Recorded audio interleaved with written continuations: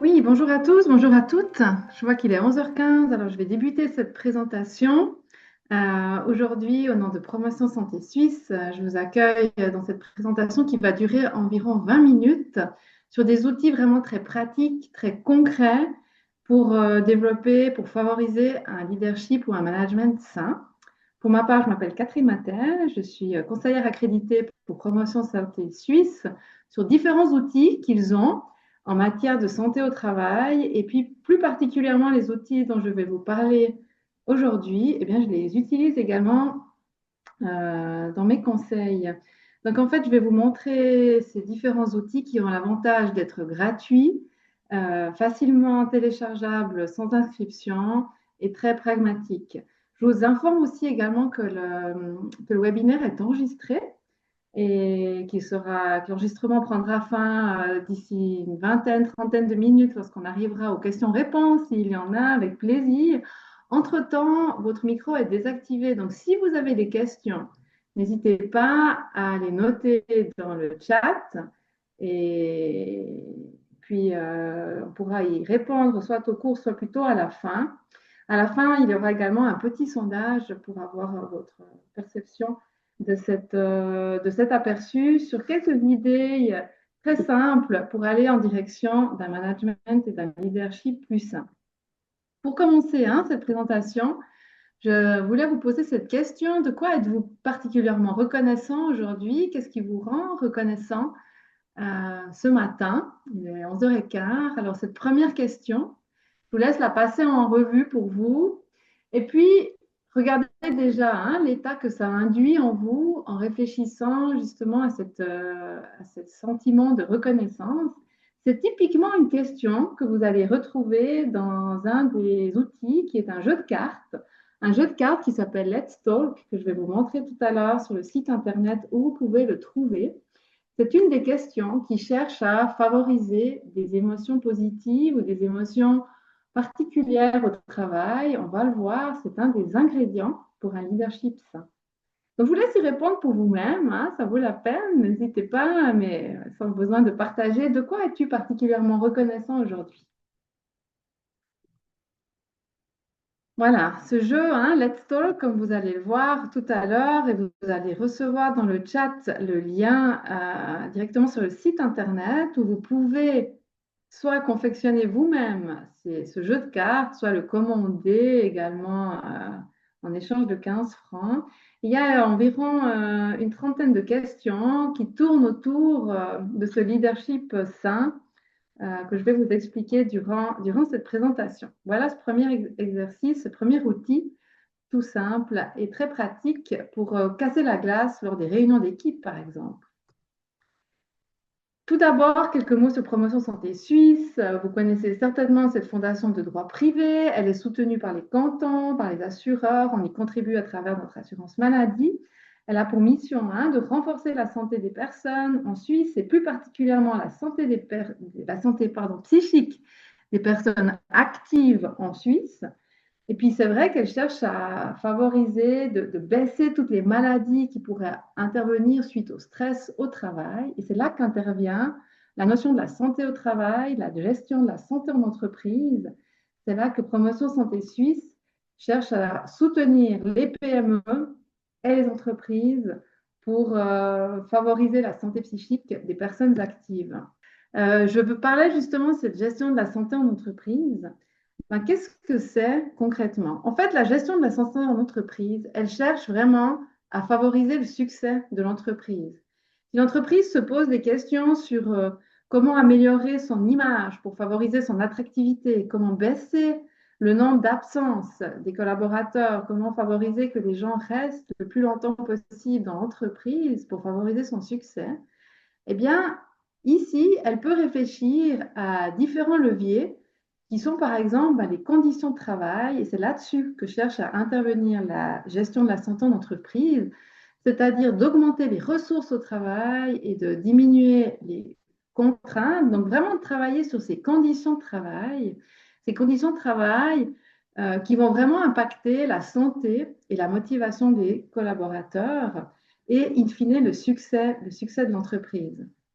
Donc, la GSE, vise vraiment à améliorer ses conditions de travail. Et pour ce faire, il va y avoir plusieurs mesures de GSE, plusieurs mesures que l'entreprise, votre entreprise pourrait prendre dans cette matière. Ici, je vous remonte ce même schéma un peu plus structuré. Vous revoyez les ressources et les contraintes ici au niveau plutôt social. Donc, ça veut dire tout ce qui fait les relations au travail, hein, et puis tout ce qui fait qu'on a envie d'aller travailler avec des collègues sympas, avec qui on s'entend bien, avec qui la communication passe bien, mais il y a aussi parfois des collègues avec qui c'est plus difficile, ça va être des contraintes au niveau social. Et puis en cette matière des aspects sociaux, le leadership et la collaboration, c'est vraiment une des mesures très importantes en matière de GSE. C'est de s'intéresser à ce qu'on peut faire en matière de management, en matière de collaboration, pour favoriser les relations humaines au travail.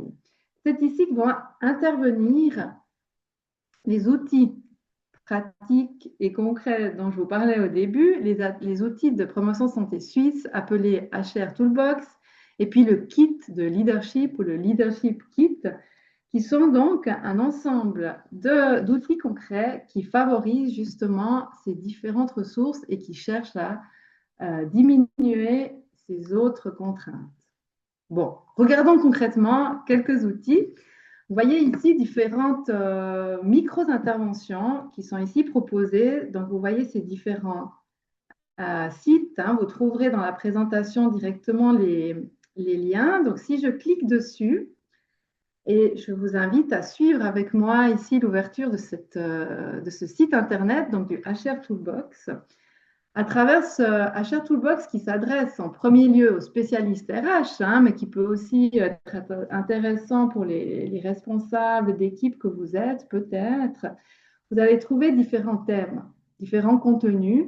Et puis, particulièrement ici, vous allez trouver des questions qui peuvent être intéressantes. Hein. Peut-être vous vous posez des questions sur la gestion des conflits, sur les entretiens avec les collaborateurs ou d'autres thèmes ici qui peuvent vous intéresser. Je vous invite ici, par exemple, à cliquer sur Entretien avec collaborateurs. Puis là, il va y avoir quelques informations. Ici, on descend le long de la page Internet. On arrive sur des outils. J'aurais pu cliquer aussi ici sur Outils. Voilà.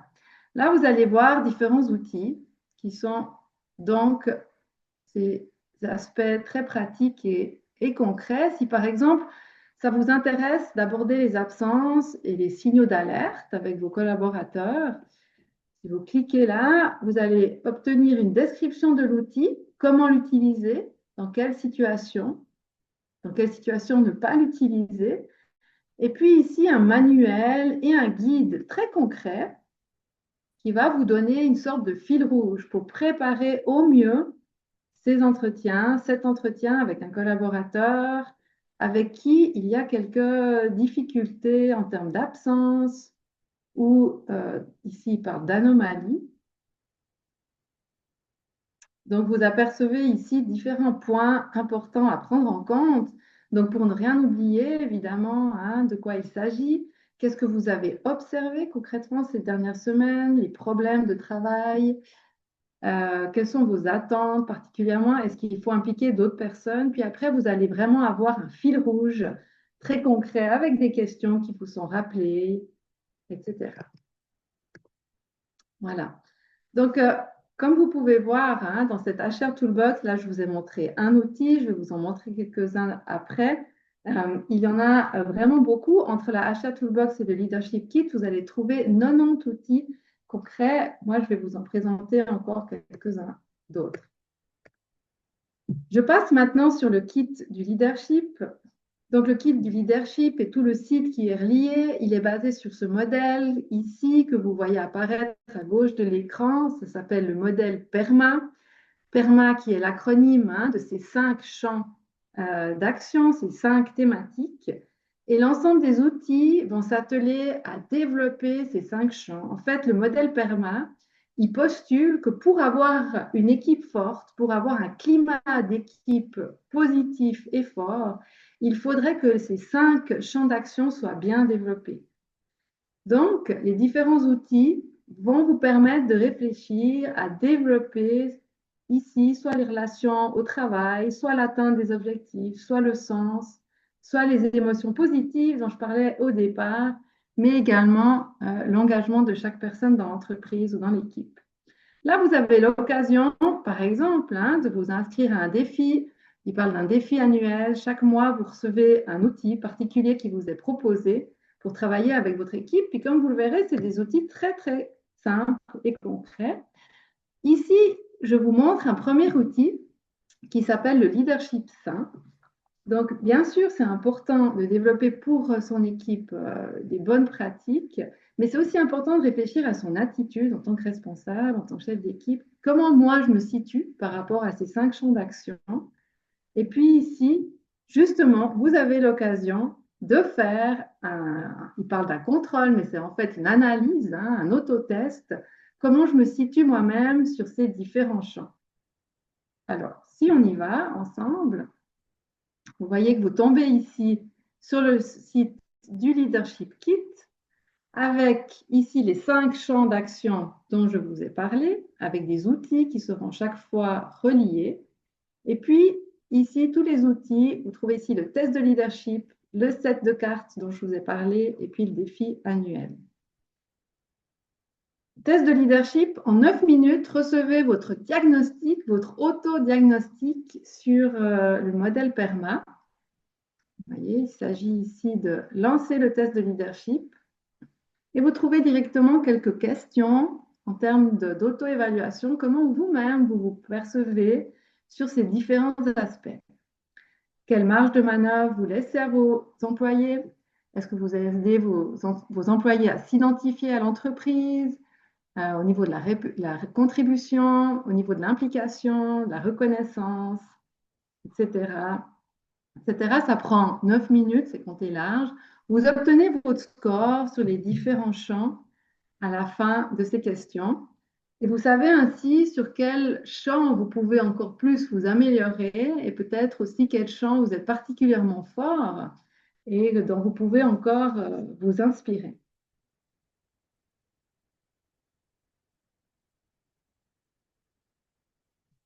Voilà. Donc ce deuxième outil, qui est donc le test de leadership, qui est vraiment très pratique. On aime toujours faire des tests hein, qui nous renvoient un miroir le plus honnête possible de qui on est, de comment on fonctionne en tant que chef. Je reviens sur ce modèle, hein, ce modèle qu'on appelle le modèle d'impact, qui met en évidence ces mesures GSE. Je reviens sur ces contraintes et ces ressources sociales. Donc, tout ce qu'on peut faire à l'intérieur d'une équipe pour que les gens se sentent soutenus, qu'ils ont l'impression d'être traités de manière équitable, que les conflits soient abordés, qu'ils soient le moins seuls possible. Une manière de travailler hein, ces ressources et ces contraintes sociales, donc de favoriser les ressources, c'est effectivement d'utiliser les jeux de cartes. Je vous parlais au début de la présentation. Et puis, maintenant, je peux vous montrer également ce deuxième jeu de cartes qui s'appelle donc Let's Talk. Enfin, c'était le premier que je vous avais montré, il s'appelait Let's Talk. Il y en a un deuxième, vous voyez ici à droite, Get Started. Mais ce premier, ici, vous trouvez quelques questions, justement, soit pour briser la glace en début de séance, soit pour favoriser la discussion si vous cherchez à faire une journée au vert avec vos collaborateurs, ou dans un entretien individuel avec un collaborateur, où vous cherchez à développer certains des axes du leadership positif. Vous allez voir ici, hein, c'est chaque fois noté quel axe ici est développé. Là, vous avez essentiellement un exemple de l'axe des émotions positives au travail, mais vous avez également des questions, par exemple, sur l'engagement, ici, qui est posé sur les points forts. Donc, ces questions servent à ouvrir la discussion et à amener les collaborateurs à oser parler des différents champs importants du leadership kit.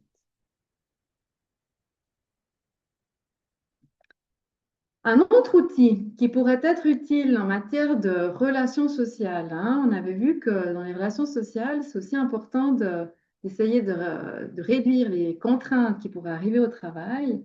Un des enjeux fondamentaux au travail dont j'entends souvent parler, c'est bien sûr les difficultés dans les relations humaines, l'apparition de tensions, voire de conflits, avant que le conflit ne se cristallise, devienne trop important. Et pour autant qu'on a le bon rôle pour le faire, ça peut être utile ici de vous poser la question, est-ce que je pourrais faire un entretien sur la résolution des conflits? Comment je pourrais le faire? Dans quel but et dans quel rôle? Ici, on parle de médiation. Donc ici, cet outil vous est proposé dans la HR Toolbox. Vous allez la retrouver sous le thème des conflits. Et à nouveau, vous allez retrouver ici de nombreux conseils sur l'attitude à adopter durant ces entretiens particuliers, sur votre rôle particulier.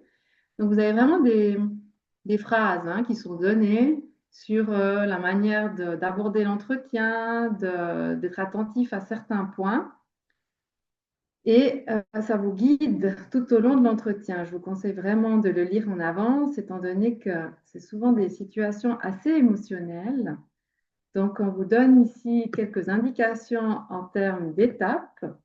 Évidemment, ce qui va s'agir dans ces entretiens de résolution de conflits ou de médiation, c'est tout d'abord d'écouter les différents points de vue. Si vous avez un rôle de médiateur, vous pouvez faire en sorte de distribuer la parole de manière équitable, en minutant le temps de chaque interlocuteur. Donc, d'écouter les points de vue, éventuellement de clarifier ou de reformuler certains éléments qui sont apportés sans prendre parti, de collecter donc finalement les différents thèmes qui font l'objet des tensions, des conflits, et puis par la suite de réfléchir à des solutions. On voit ici à l'étape 5, après tout ce qui a été entendu, quelles solutions vous pouvez imaginer, quelles solutions vous pouvez trouver ensemble, sur quelles solutions on peut se mettre d'accord. Donc, de favoriser aussi une posture où vous amenez les gens à se poser eux-mêmes les questions de la résolution du conflit dans un rôle de médiateur pour les permettre de trouver leurs propres solutions pour terminer sur un accord sur les prochaines étapes, les prochains pas pour avancer dans cette situation de tension qui doit continuer à être gardée. Donc, ce guide ainsi que les précieux conseils, vous les trouverez sur la HR Toolbox. Je reviens ici sur ce schéma. Je parle également de ces mesures de GSE, leadership et collaboration. Il y a d'autres ressources au travail qui sont liées à l'organisation du travail. Par exemple, quand le travail est bien organisé, quand c'est clair ce qu'on a à faire, eh ben c'est clair que ça facilite aussi un travail de qualité et ça facilite la performance au travail. Au contraire, quand il y a beaucoup de choses à faire, avec beaucoup de pression temporelle, beaucoup trop d'informations, parfois des tâches qui nous incombent, qui ne sont pas toujours les bonnes, alors on a des contraintes liées à l'organisation du travail, on peut être dérangé dans notre performance et notre bien-être par rapport à ce thème de l'organisation du travail. Donc évidemment, les relations humaines, ce qu'on a vu tout à l'heure, c'est très important, mais c'est également important de s'intéresser à la manière dont on organise le travail en tant que tel. C'est de là que parfois proviennent les conflits ou différents problèmes d'ajustement pour favoriser un leadership sain et un climat d'équipe favorable. Ici, un exercice qui vous est proposé en lien avec cette thématique. Cet exercice, vous le retrouverez dans le kit du leadership sous le thème de l'engagement. L'exercice s'appelle Ça colle. Et puis en fait, dans cet exercice, on cherche à trouver la meilleure adéquation entre les points forts d'un de vos collaborateurs et puis le travail à faire. Donc l'idée, c'est de partir sur les compétences et les points forts de vos collaborateurs et de vos collaboratrices. Et ces points forts sont peut-être aujourd'hui pas suffisamment utilisés, pas suffisamment exprimés. Et puis, c'est d'explorer avec votre collaborateur comment il pourrait utiliser ces points forts à l'avenir dans le cadre de son travail.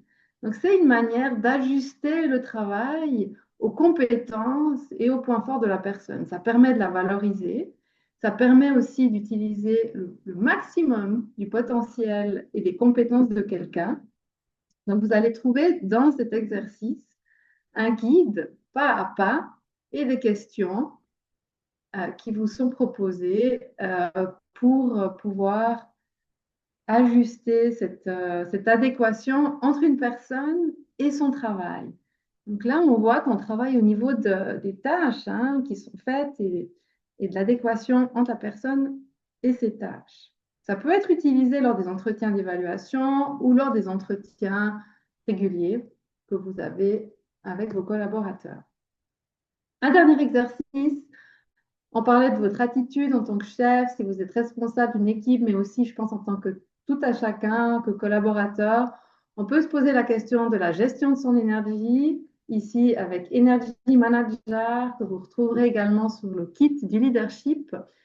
C'est une simple échelle de 0 à 100% qui vous invite à réfléchir, finalement, ce matin, quel était le niveau de mon énergie, de ma batterie, si je me compare à une pile, quelles sont les activités qui me vident, et puis quelles sont les activités qui me boostent, qui me donnent de l'énergie, et puis qu'est-ce que j'apprends sur ma manière de gérer mon énergie aujourd'hui et aussi pour demain.